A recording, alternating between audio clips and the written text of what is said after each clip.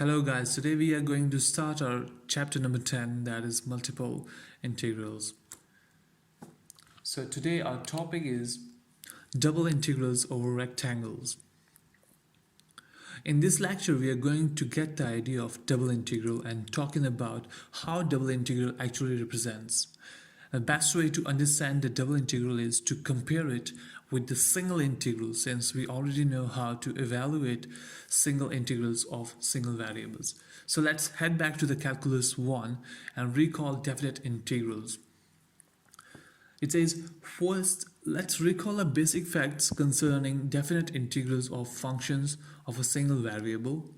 If f of x is defined for a less than and equal to x, that is less than or equal to b, we start by dividing the interval ab into n subintervals xi minus 1 and xi for equal width. Delta x is gonna be equal to b minus a divided by n, and we choose sample points xi in these subintervals.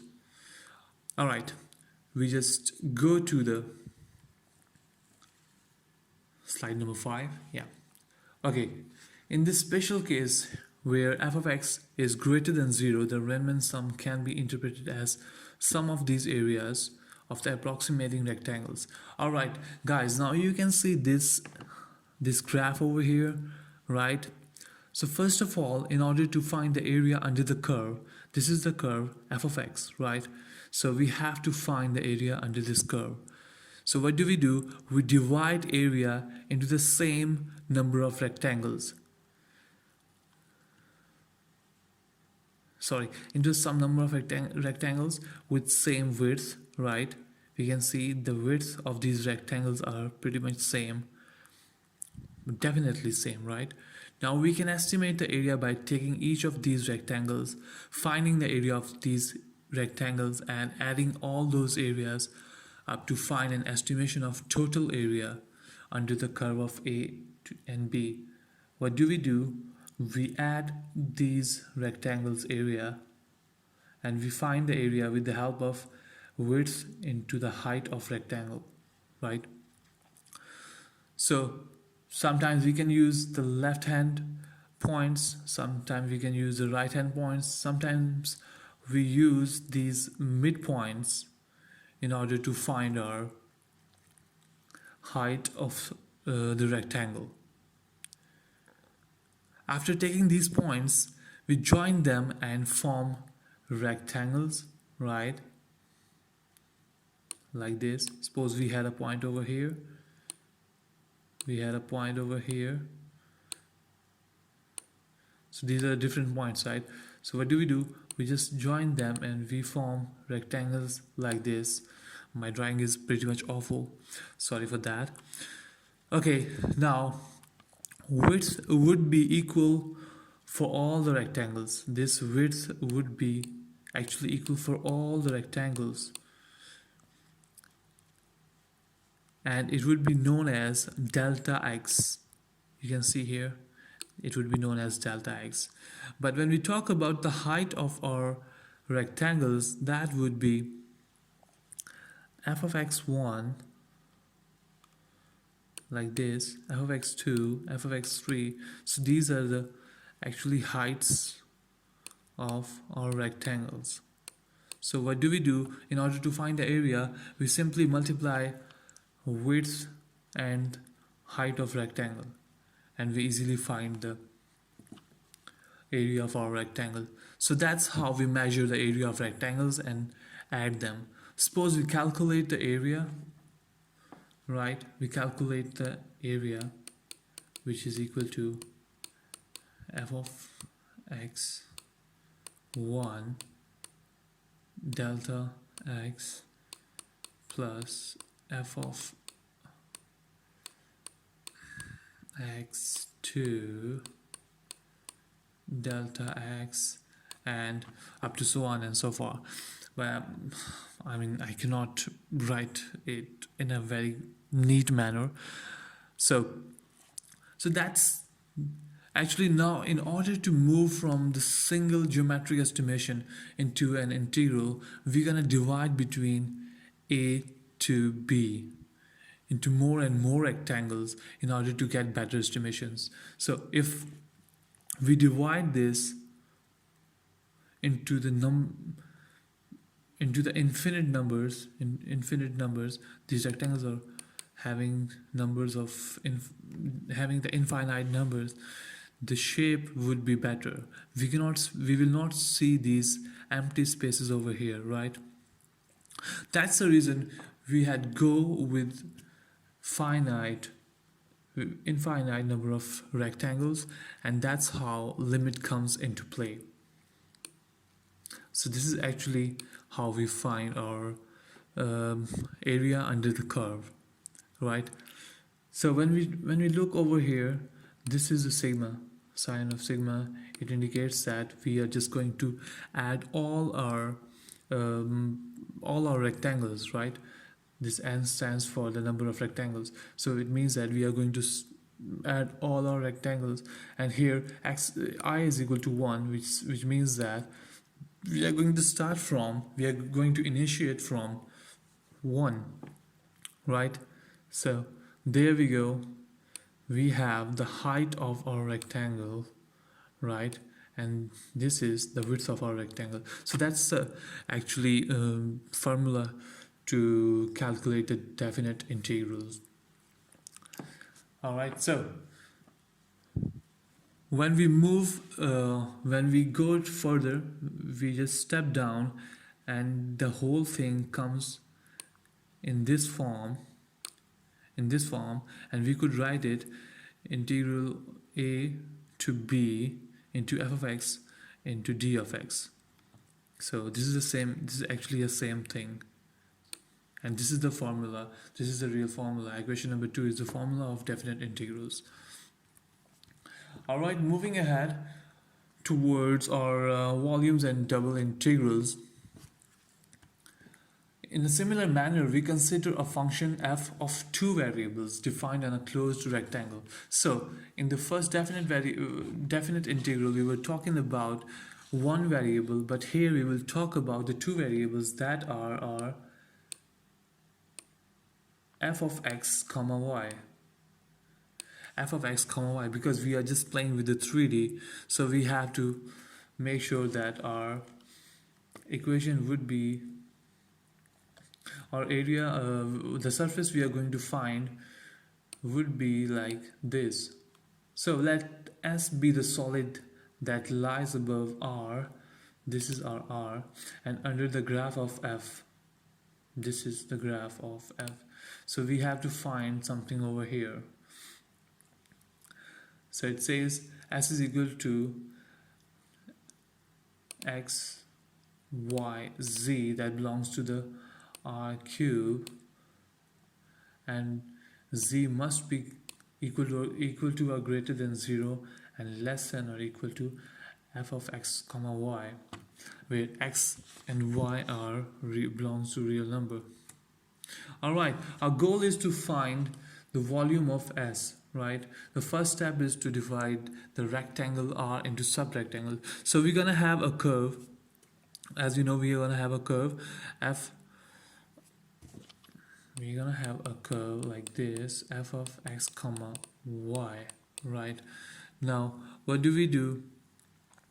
We are going to find the volume underneath, and underneath the surface fxy, but above the region R. Since we were talking about this thing, we have to find the volume between these two things, between this and this R, this F and this R. We have to find the volume between these two things. All right, so what do? We just break apart the region R into both directions, x and y. So we are actually breaking apart this R thing, right? We break apart into x and y. So we will have subrectangles in the region R. These are actually our subrectangles. 1, 2, 3, 4, 5, 6, 7, 8, 9, 10. So 10 horizontally and 1, 2, 3, 4, 5, 6, 7. 7 vertically. So actually we found the subrectangles after we broke down these. So each of these rectangles will have the equal length and width, right? They are equal in length and width. These rectangles will not be varying in their area, and we're gonna indicate them. We will have the equal area, so we will call this area delta A, right? Because we can see that we were talking about delta x, right? We were talking about delta x, but here we have the combination of delta x and delta y. That would become delta A, the area. All right, so now we are supposed to look towards the volume of a particular slice. Actually, we found these subrectangles. Now we are going to play with this particular slice. We have to find the area of this particular slice. But before that, we have to keep one thing in mind, that it could be, if we choose a sample point in each Rij, then we can approximate the part of S that lies above each Rij by a thin rectangle box or a column with the base Rij and height as shown in rectangle 1. The volume of this box is the height of the box times. Alright, so actually if we want to find the volume, we have to see that we should be having two components, and that are height and area. So this is the area of rectangle, and that's the height of our rectangle.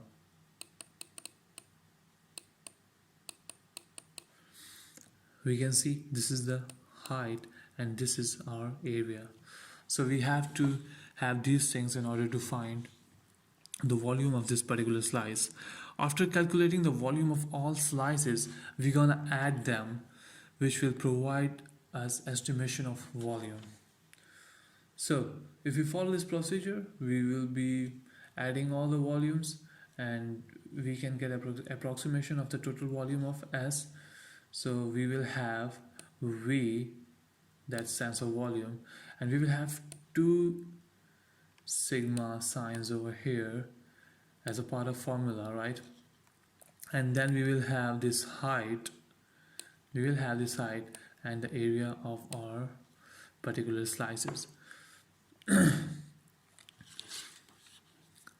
Now when we see carefully here, what do? Actually we are just multiplying our fx1 y1 into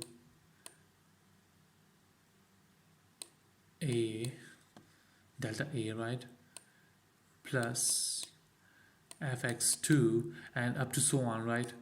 It would be going up to so on, and that's how we just find the area.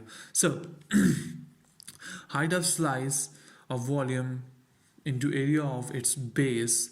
Actually this is the key, how we find the volume of our above the region R and under the surface S. So our institution tells us that the approximation given in equation 3 becomes better as m and n become larger. So we would expect that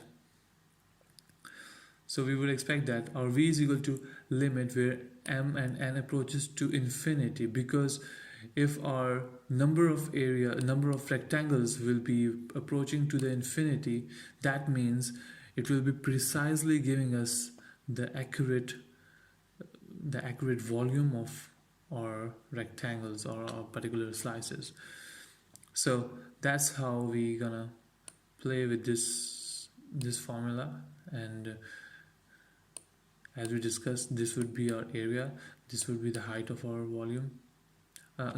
height of our rectangle in order to find the volume. So we use the expression in equation 4 to define the volume of the solid S that lies under the graph of F and above the rectangle R.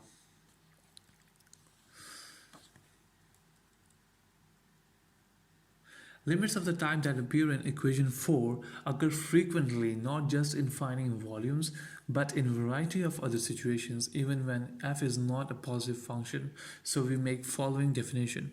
Alright, so here it says the double integral of f over the rectangle R is same thing, this same formula that helps us to find the volume of a particular surface, a particular solid under a surface and over the region R could be written in this form in order to find the double integral.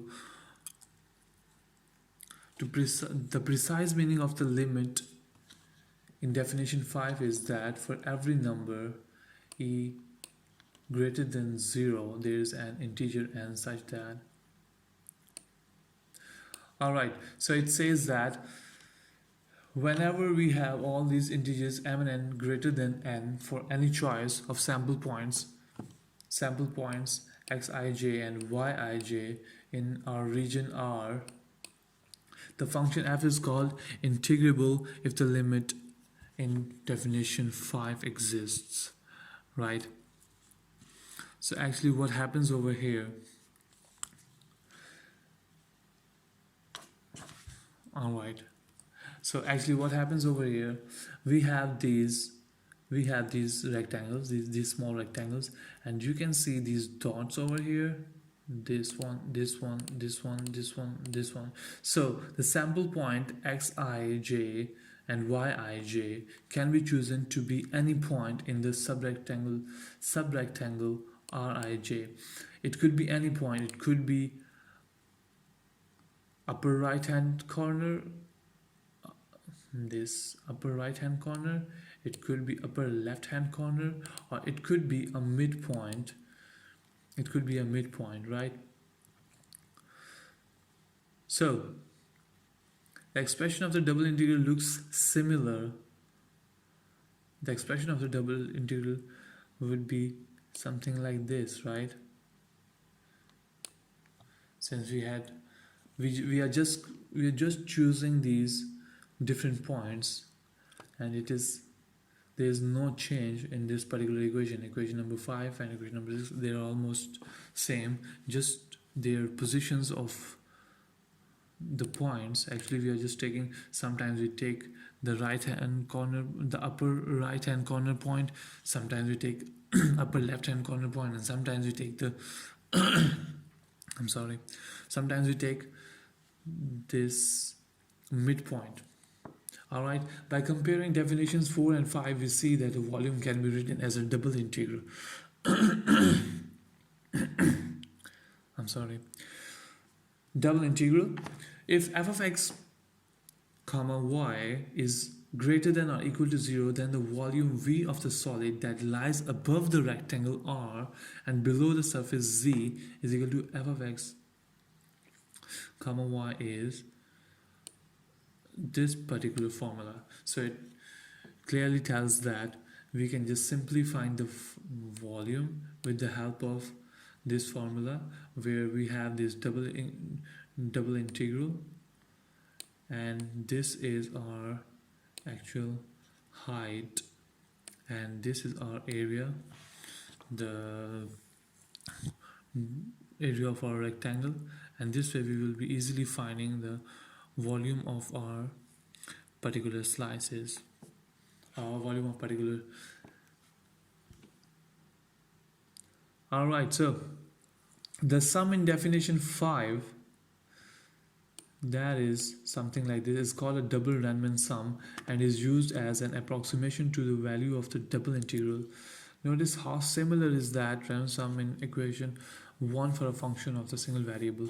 It is pretty much simple, and it is quite similar to our Riemann sum equation number 1 that was used for finding the finding the definite integral with single variable, and we just changed this thing. We just changed this thing, and here we replaced our delta x with delta a, that is area, and here we had 1 sigma in that particular equation, but we have put another sigma in order to find our volume of the particular slice. So if f happens to be a positive function, then the double Riemann sum represents the sum of volumes of columns as in figure 5 and is an approximation of the volume under the graph of f. So it seems like these are rising up, right? And this is the variance, in this particular phenomena. But when we look over here, there is no change in the rectangles. The rectangles will be having their area as it is, but the height of the rectangles would be affected, and that is how varies from changing the volume of the different slices, and then it sums up and helps to find the approximation of our particular graph. Alright, now we are moving towards our average values. Recall the average value of a function f of one variable defined on the interval a, b is.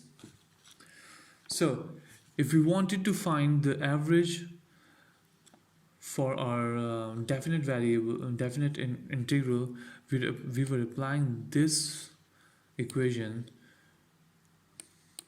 1 by b minus a integral a to b f of x into dx. In a similar fashion, we define the average value of a function f for two variables, right?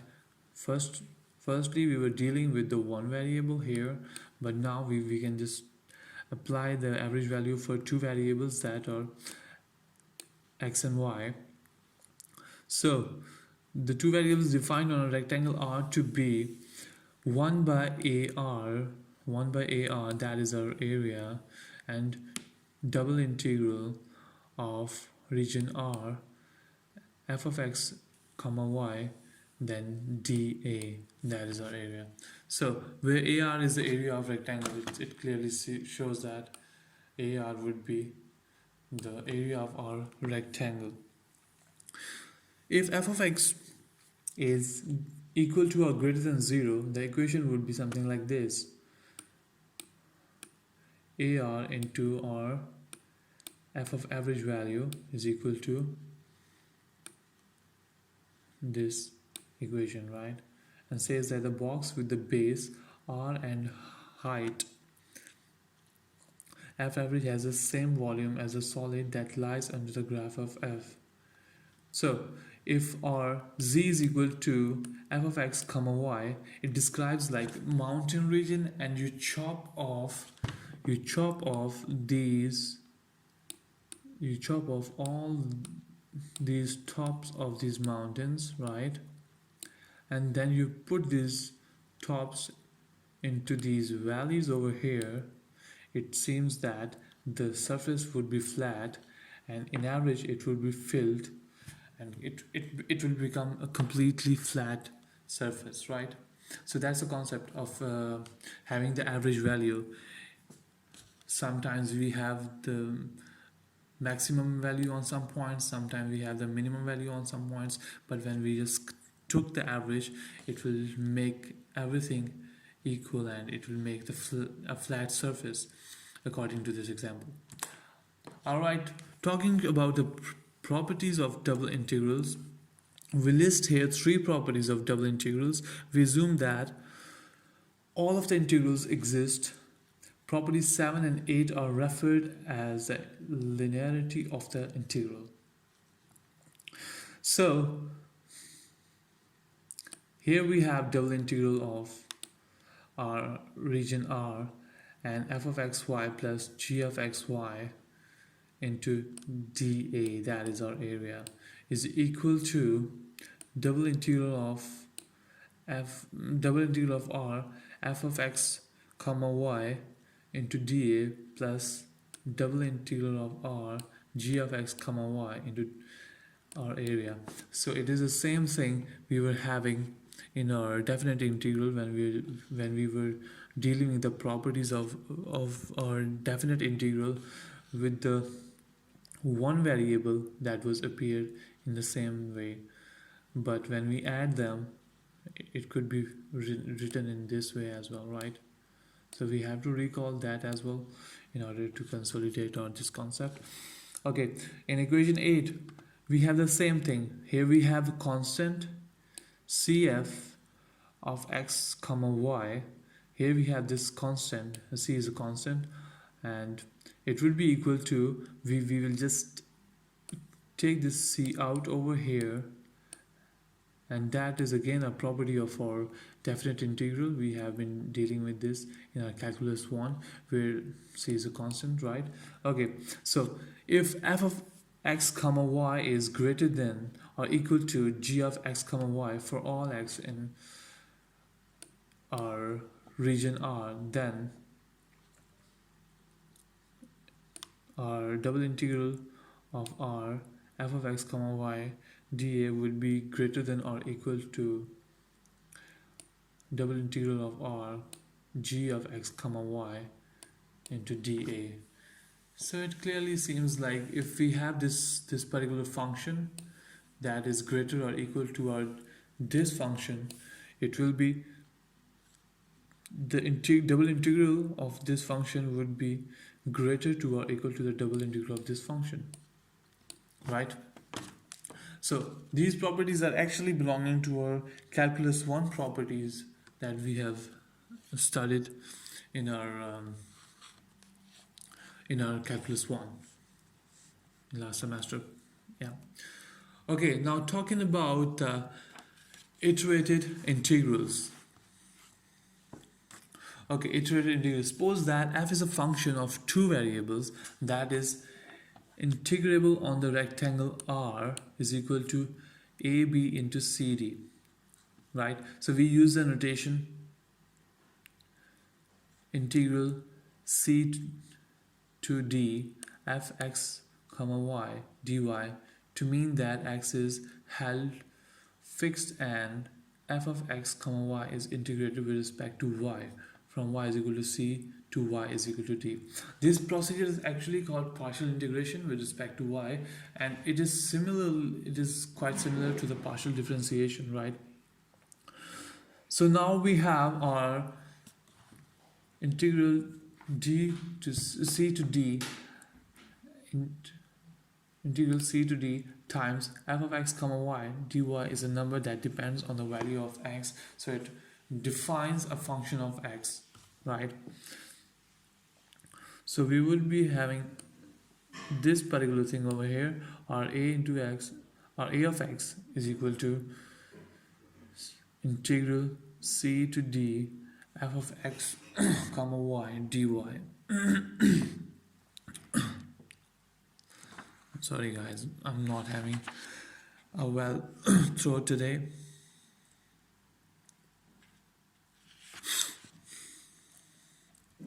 All right. So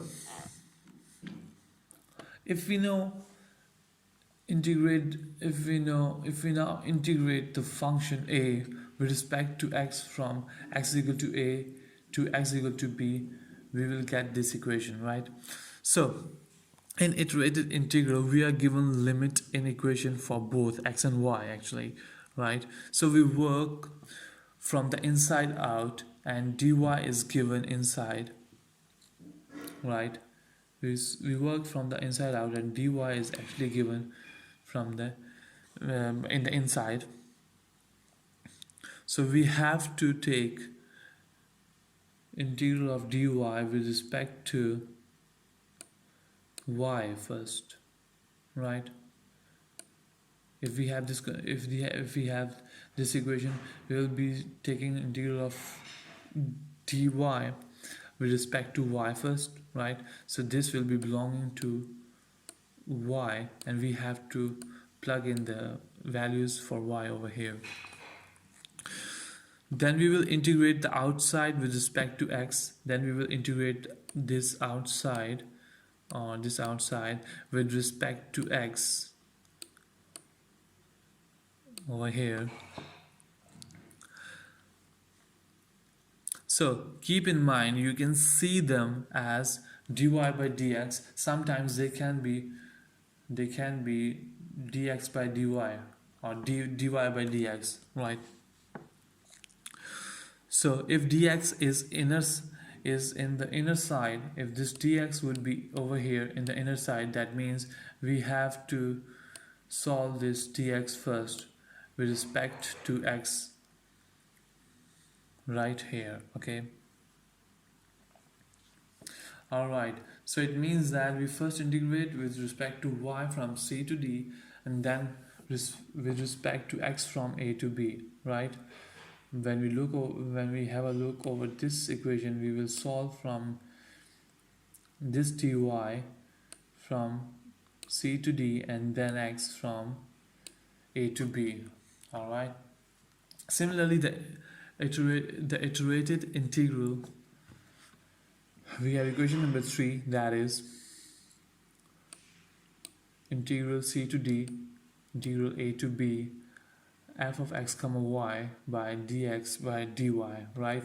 Now here we will solve this d of x with integral a to b and dy by this. So first of all, we have to solve this one, and we will take this as constant, right? And after that, in the second term, we have to solve dy with respect to y.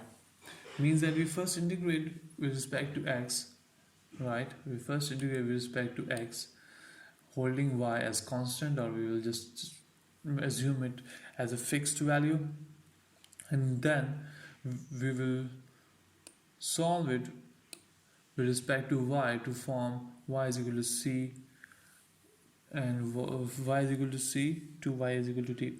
Notice this, in both equations 2 and 3, we work from the inside out, right? Whatever we find inside here, we will just plug the values over here and we will take the integration of that. Whatever we find the outside here, we will just plug the values over here and we will apply the integration with the outside value.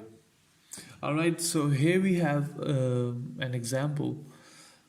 I will encourage you people to just do it by yourself. I hope you will be able to do it.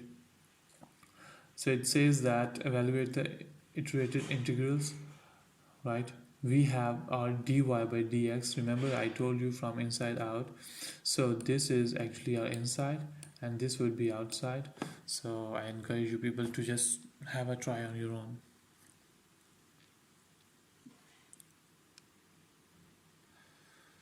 Okay guys, coming up with the solution, let's see it together. So regarding x as a constant, we just assume x as a constant, right? So what do? We integrate our y. Here y would be equal to 2, y would be equal to 1, right? There, from 1 to 2. In the next step, what do? We are just going to have our x square into 2 power 2 by 2 minus x square 1 square by 2, right? And we will have this 3 by 2 x square. Thus the function a in the preceding discussion is given by ax is equal to 3 by 2 x square in this example, right? Now we integrate this function from function of x from 0 to 3. So now it's time to solve it from 0 to 3 with respect to x, right? Okay, here we go. We just write it down, integrate 0 to 3, 3 by 2 x squared dx, and we just write it down like this after simplifying.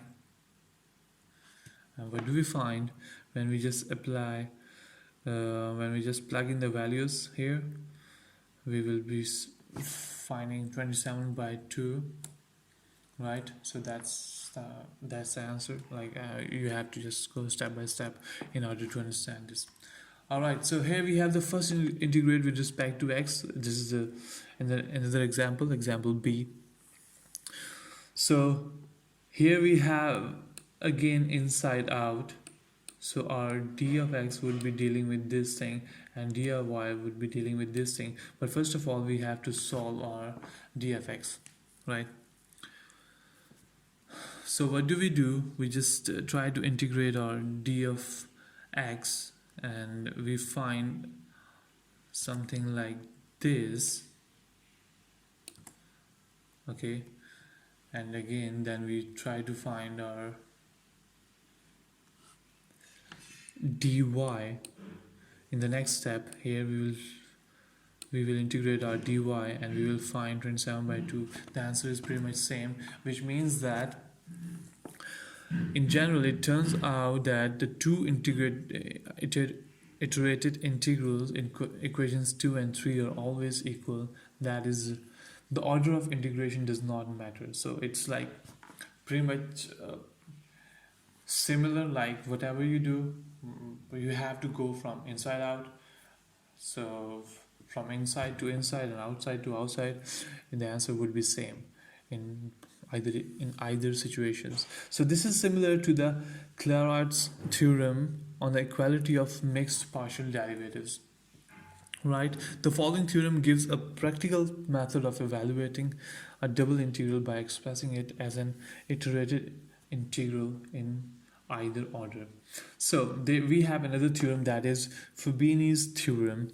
So what does it say? It says if f is a continuous on the rectangle, if our function is continuous on the rectangle, and here we have that functions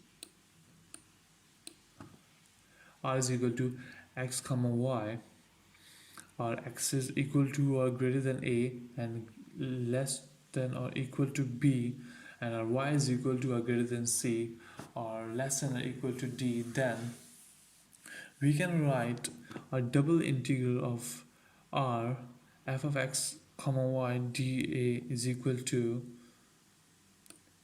this equation, right? That is pretty much same to the last equation we have solved, which will be equal to the same thing, right?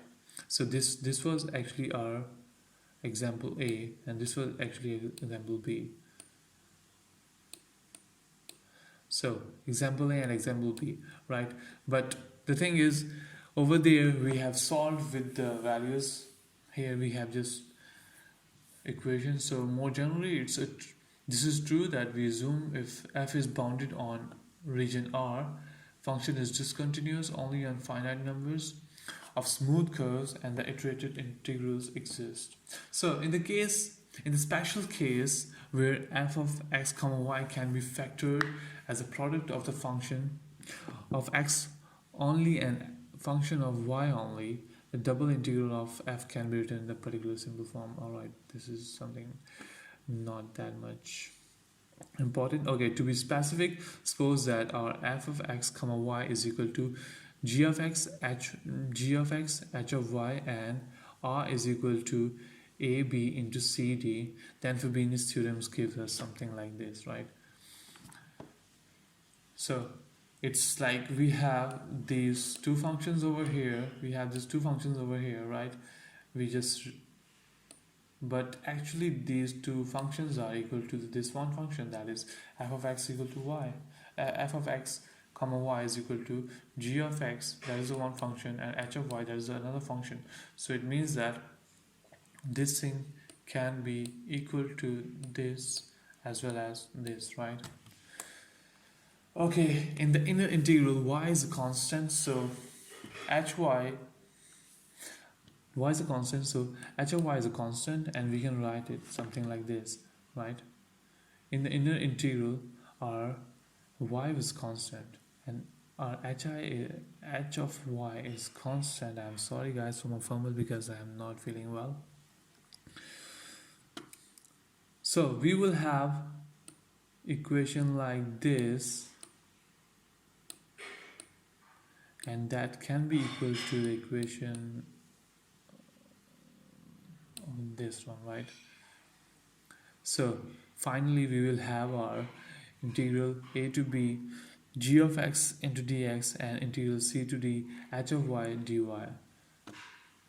Okay, since our integral a to b g of x dx is a constant, therefore in this case the double integral of f can be written as a product of two single integrals, right?